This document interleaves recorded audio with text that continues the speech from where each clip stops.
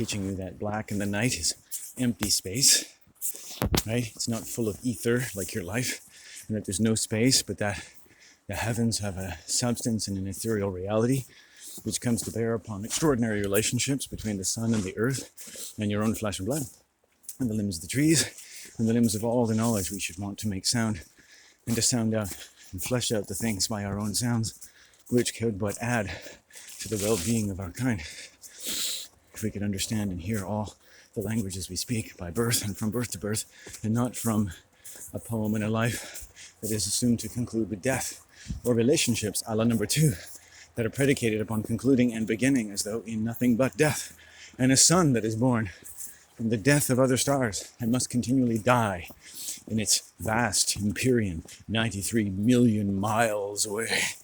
It's actually part of the Earth's atmosphere. Anyway, which is set to the atmosphere. Interesting. So you don't like it, right? It's interesting when you want to know about cults, people get into cults and what they don't listen to and what they don't,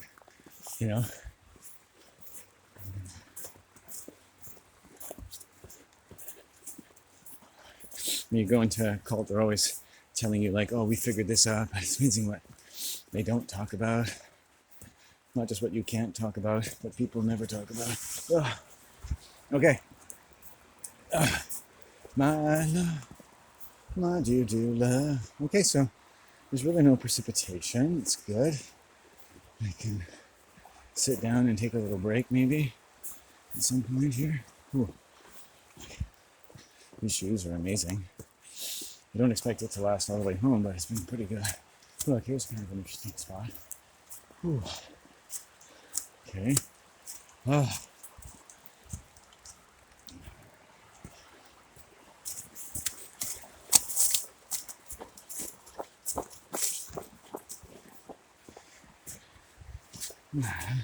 Man.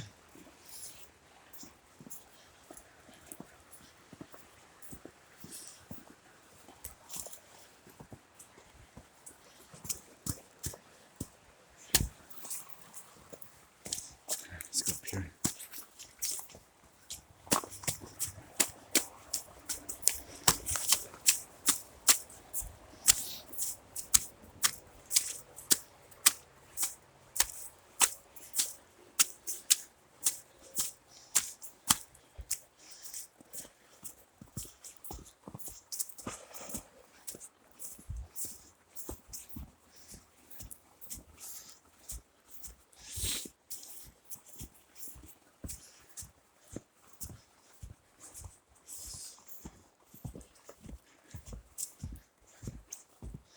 The reason you see certain stars in certain movies by certain directors is because that star's personality and that star's place in the witchcraft of one film relates to their place in the witchcraft of other films, which is why you see celebrities making similar types of films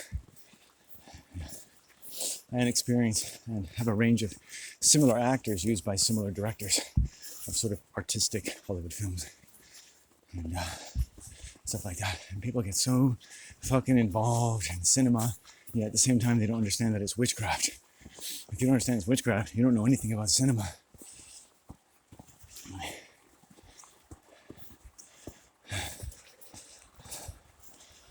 Right? Chema is the witchcraft of Egypt. Chema. Cinema. Chema. Chema. Cinema is in Chema. It's in the alchemy of Egypt. It's cinema. It's already presaged by Egyptology, is modern theater. It's not because, Einstein's theory of the convertibility of photons into energy and so forth, so that they could get sound to be commensurate with visual information on cellulite or whatever the fuck it is.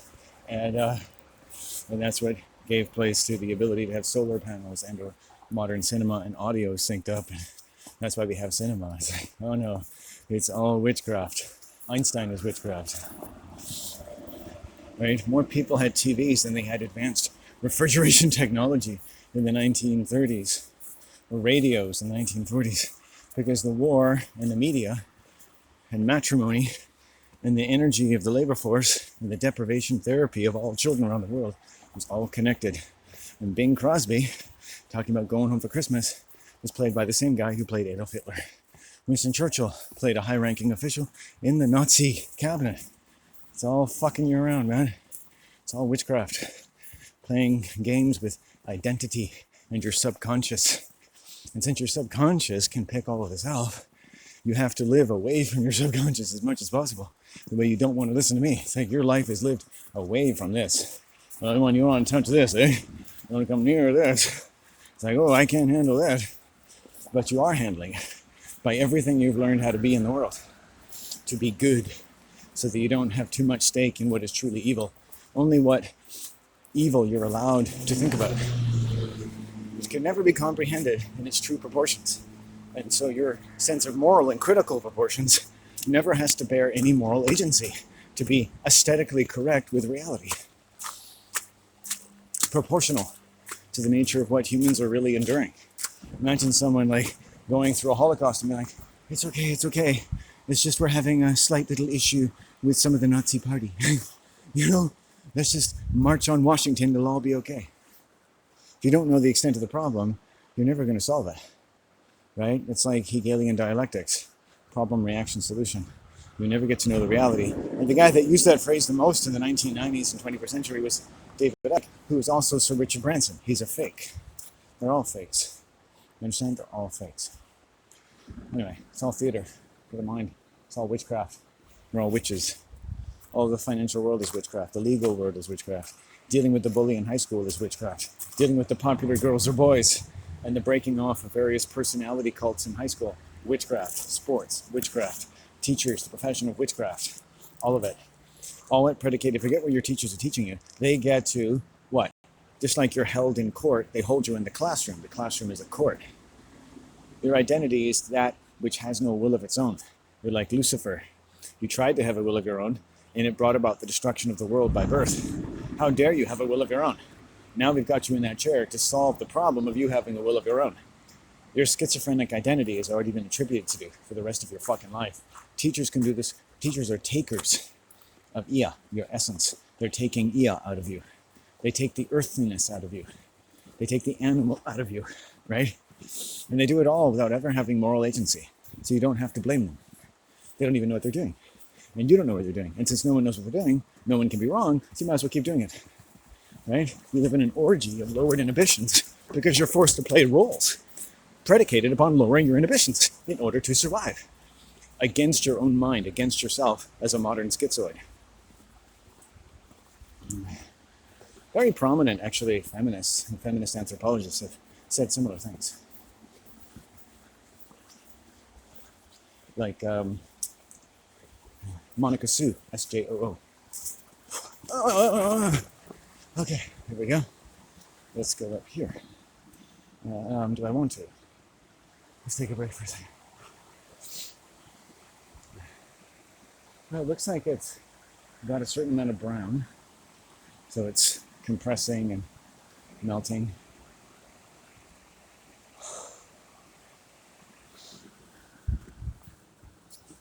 Oh, fine. Okay, let's try this again.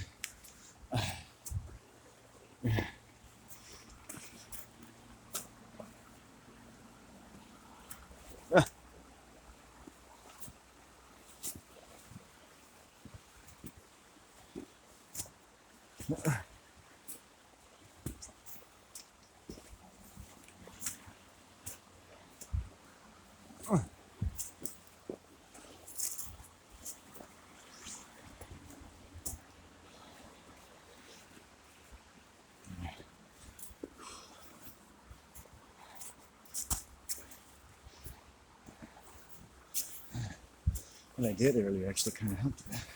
Ooh. Scraped away a good amount of snow.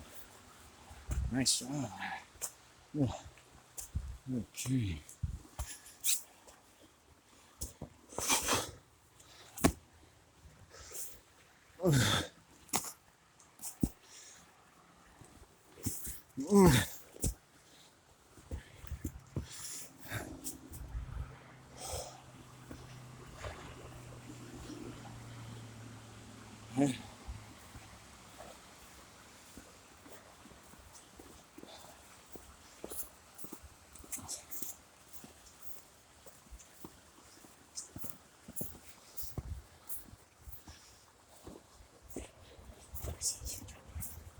I see, so you're trying to get me. I was like,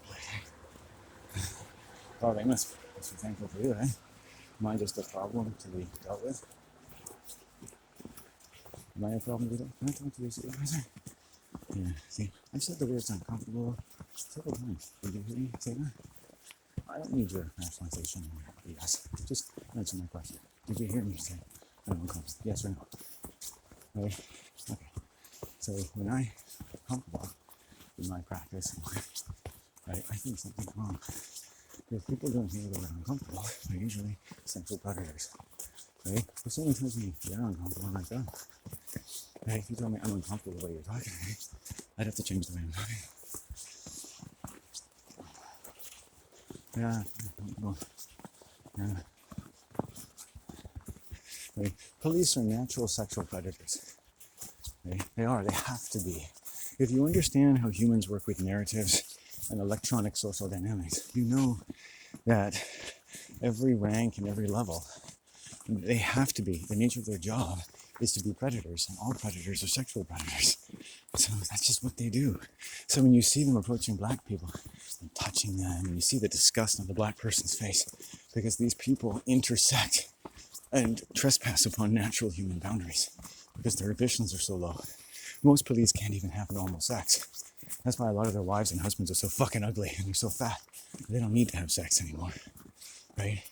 They get it from feeding on other people, right?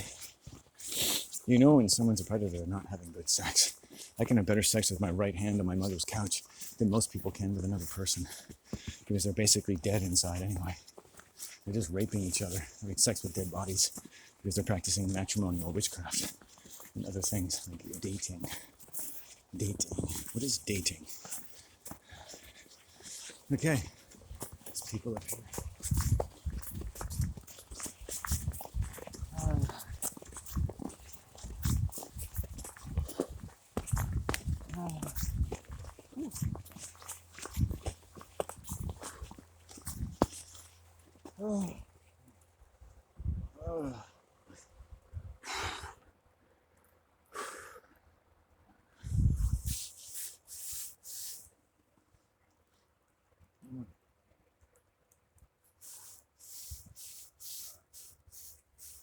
Yeah.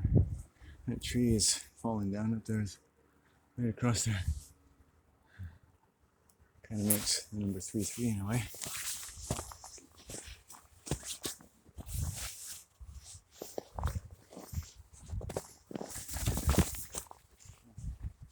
This looks like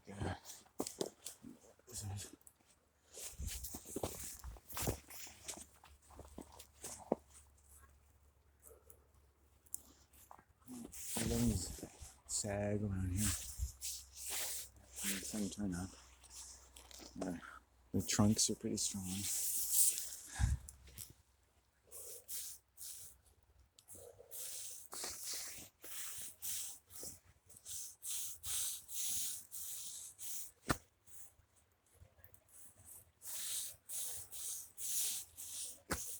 Okay.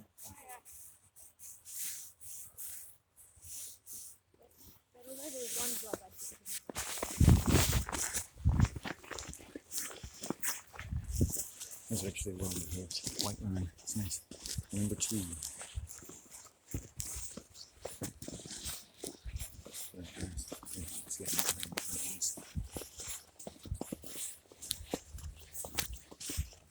Shit. Right. They practically squeeze human excrement into the seats of those. Right? They squeeze them into their uniforms. Not like they're squeezing. You know, it's like a lot of police and a lot of people in like transit services. They look like they've squeezed into their uniform. You know, squeeze, like squeezing a bunch of dough or a bunch of liquid human excrement. They just seem like bags of shit. right? Because a lot of them do sit around a lot, and they're full of shit. Their colon is full of shit. Their body is full of shit, right? And septic fat deposits and cellulite all over their body. It's natural to have some cellulite as you age or skin and whatnot. That's fine, right? But, ugh, it's so fucking gross. So fucking gross. So sickening. There's so many times I got on the bus and between the passengers and the drivers and the corporation, just felt like they were just getting paralyzed by some kind of cancer ray. I hated being on them.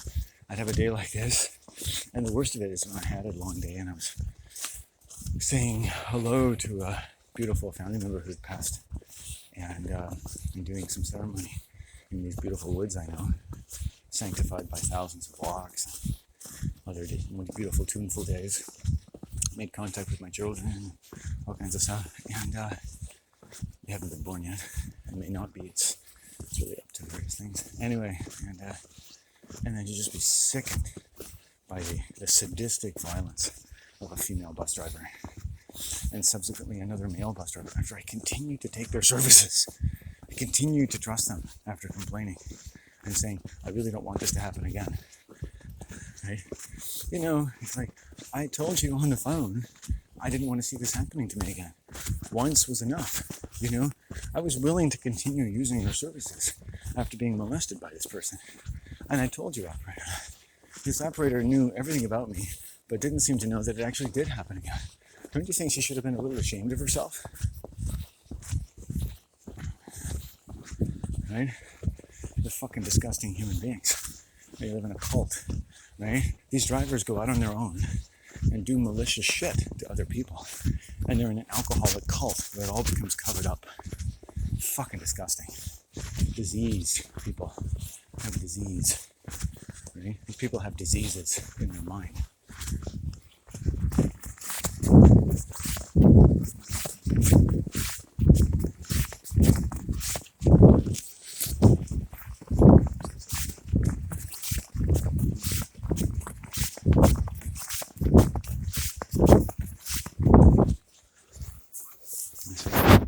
That's the first.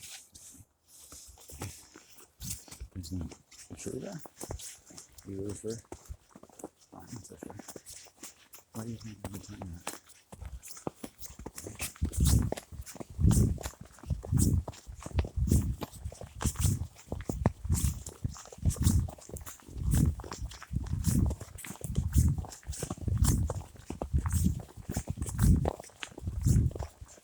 Let's go home. I haven't really lost that anger corpuscle today. It's still very alive and well. That's fire inside of me. It's an inferno. Which is kind of cool because there's snow and clean. Those two white women were actually well behaved, energetically. They're good animals. So, you know, even though I hate white people and I hate white women, it's like, I'm perfectly willing to acknowledge when people are peaceful. Like, I'm not looking to be violent. I moved over courteously to the side of the path, and they didn't have to say thank you. Someone had to move. I didn't mind. It didn't cost me anything. I'm not in a hurry, you know. And I would rather they just go about their day than worry about saying thank you to me, because I don't demand that women are passive to me. You know, I've learned that. I don't demand that women are passive to me or deferential to me because of that. I'm okay with that, you know, right? Go your way. Most of my life when I'm on the sidewalk and people are coming, white people, I'm always the one that gets off the sidewalk, right? Same thing on the boardwalk. In the summer, you'll see white people coming along and I'll just stand at the side, I'll sit to one side, I'll move around. They never move around, right? White people, I've seen white children coming down past and saying, you want to cross this path, they won't move for you, right? White people are always moving in a parade. Nothing stops their forward ingress. Their lives, so much as they move anywhere, are completely determined. There's no stomping, moving to one side, you know, never to arrest one's forward motion as a courtesy, because they don't notice a lot of things. As they move, as their brains move forward, they learn to focus on life and even on the terrain they're walking in a way that excludes a lot of things about their environment. So they don't notice things. And when I've met sexual predators, a lot of women, they don't notice body language. They don't notice their surroundings. And I can say things to test this on camera. I have a video on my other channel where I actually interview a sexually predatory sociopathic female who calls herself a healer, right? Full of agendas, full of aggression, full of schizophrenia. And you can see and you can hear me ask her questions. Tactfully, she doesn't understand body language. She doesn't care when I explain my body language to her, right? Because my heart and my subconscious and my mind are connected. And she's freaking me out. And she's telling me she can help me with, quote, problems in my heart. I haven't asked her for this advice, right? She doesn't notice her surroundings. She doesn't notice when I point out the surroundings, which are getting colder or becoming shadowed and things like that. She doesn't notice anything. Her body, her physical senses, she's not really connected. She's absolutely intent on one forward ingress. Get what she wants from me. Get what she wants from me. Get what she wants from me. Everything. Right? She goes right into a predatory mode within seconds of running into me. After affecting a certain physical posture, the only time she really shows distinct body language, which other female predators have used, and by the way, they've been preyed on too, of affecting a kind of fear. You see that with dogs sometimes. They'll come at you really passively, and they'll come up to you and then just start getting aggressive, right? And this is just a strategy. It's an energy strategy for an animal in pain or distress who hasn't been shown how to be a good animal, who hasn't been allowed to determine for itself what is a good animal, what is good with energy. So they turn all of that infidelity into their hunger to get things from people, into their career, into their personality, into their sense of identity, their prerogatives to lower inhibitions because, of course, they're loving and they want to help you. So that should be okay. Women will often, sexual predators will talk about positive things, themselves, their lives, all positive things, but they don't give a fuck about you and the time they're taking, right? Now, when a woman comes up to me and takes my time and doesn't ask for my time, doesn't thank me for my time, or anyone, I think less of them because they assume that my time is no more important than what I can give to them. I don't have anything more important to do with it, especially since I'm clearly spending a lot of time outside by myself. Look at that beautiful sky. Wow. Okay, so trail's looking good.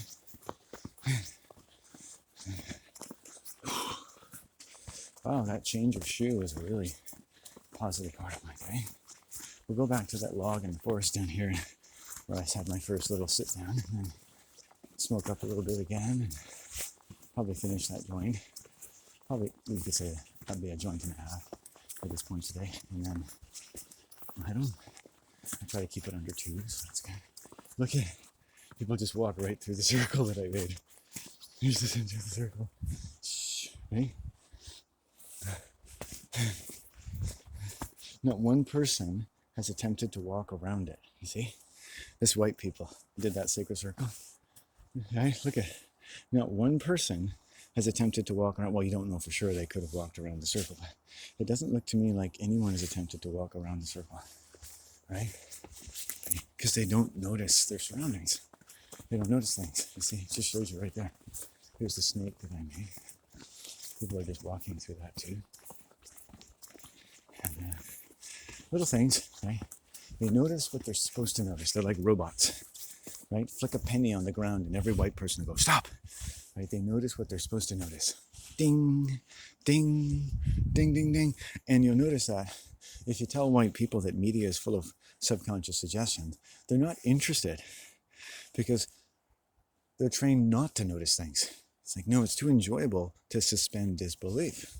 They don't want to back that suspension of disbelief off and see what happens if they don't give it all to everything they're absorbed in, right? So you have to do that yourself. Even if someone is trying, you have to do that yourself. Do that yourself, right? You wipe your own ass. You study witchcraft yourself. You protect yourself. Yes, other people can help, but ultimately, you protect yourself. You wipe your own ass.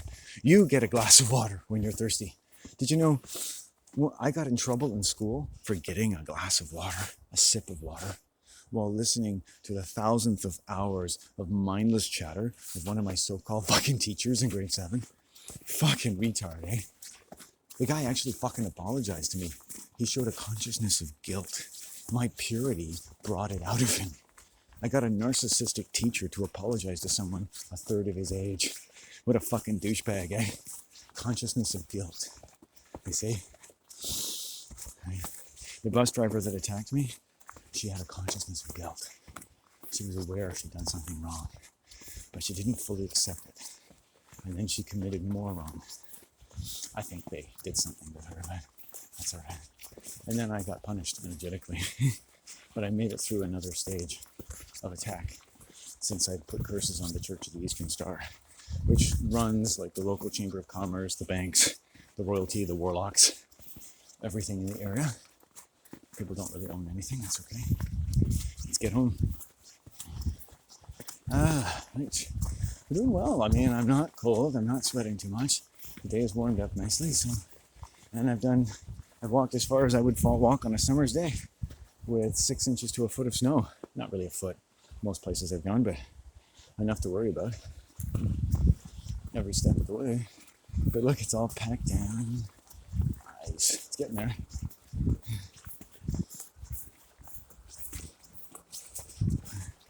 But yeah, not one person has walked around that circle. You see? They have their churches, they have their income tax, they have all the things they're taught, but they just can't elaborate. They can't improvise, right? Improvise. There's that word ice again. Sacrifice. Your face becomes a vice. Your fascia becomes a vice. Your fascia is a part of your body that is all over your muscular system that, if under stress, can affect and contort your body. That's the basis of Rolfing. It's a piece of shit, but anyway, you have to work that shit out yourself, right? You can go to a chiropractor. At the end of the day, you gotta work that shit out.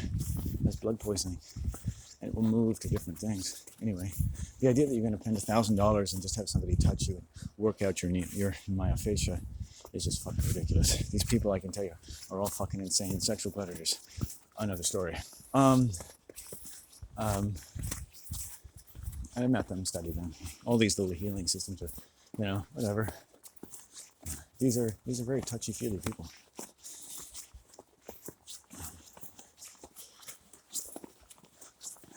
And you get one, and then what happens? Like, you go higher up the food chain. So I found like one of these healers, and you get higher up the food chain, right? Because all white people are organized according to trophic food chains. Right? People talk about demons feeding on each other. Like, white people are in hierarchies of competence, but also cannibalism.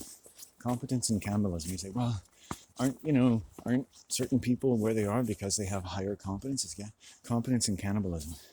They're working within a system. They're working within a culture. They're working within a language. They're working within a dynamic that has to get what it's want. Just like the government always gets its piece of your pie, the demonic nature of culture always gets what it wants. Right? Like I said, Christians or people and religious people, they live with actually a kind of somewhat of a half full acknowledgement of that. So they worship and surround themselves with a combination, like their enemy. They make their enemy a part of their life. They make God a part of their life. Personally, they get a personal relationship with their enemy, right? In a la Stockholm Syndrome, they love their owner. And it makes them safer. And then within that cocoon of impossible obedience, and schizoid as it is, they go about having at least, what stands for some of the better lives humans can have. So if you look at it and go, oh gee, why not? They have nice lives, right? But then there are issues.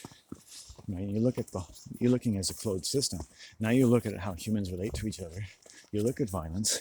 You look at potentials for violence that are set up by the things we resist, even if, and especially if we have to. And you go, we can't support this. In fact, it shows because people are getting hurt all the time.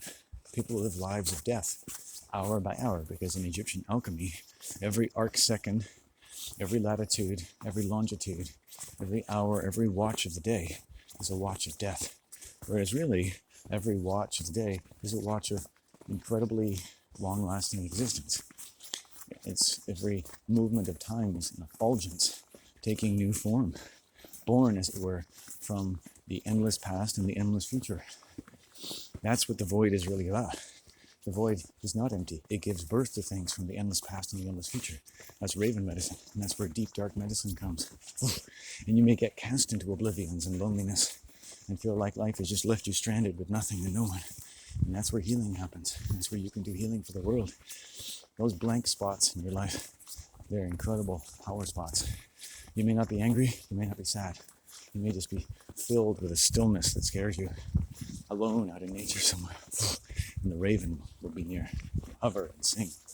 I have you, man. I have you. For my very flesh and blood, and that of all things is born out of this beautiful space that you have found yourself in. And how many people find themselves in the spaces and don't realize, like, hey, that's a powerful, sacred place to find yourself. You've made a church out of your own psychological space in life, and you have found such a vulnerability that you can sense that oblivion that would, as though in a trice, completely consume you. And yet you emerge victorious because, not because evil is being subsumed, but because creation is being fulfilled. And there's our happy looking stone. Over here, boom. Chicka chicka boom, boom, boom, boom, chicka chicka boom, boom. Hey, sometimes I stop and smoke there, but I'm gonna keep going. I sense my feet aren't gonna last forever. They're gonna get cold. All right. So a few people have walked out here today.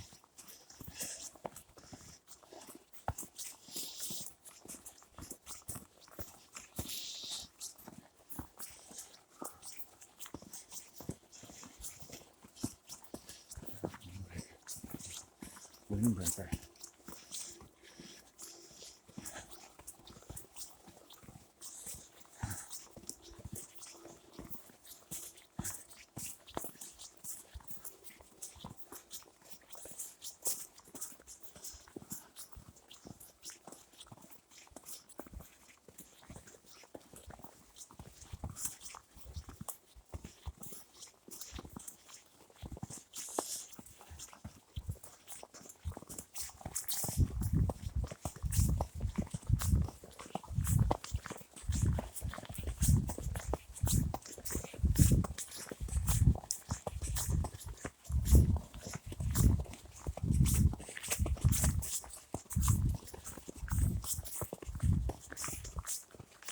First I went to this area a few months ago. I had to contend with various things that white people emote to you. There's the feeling of what's happened here, and then you interact with various white people, and you're like, there's a guy I see regularly, and he's still nice, but the first thing he did when I saw him was lie to me.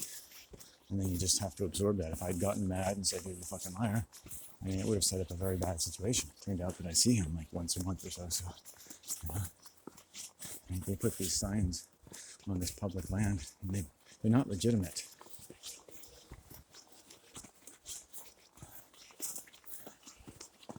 Okay. Well, I, for one, don't feel like I'm doing anything to deserve that at all. Okay? But you want to talk about it with me? Or you want to...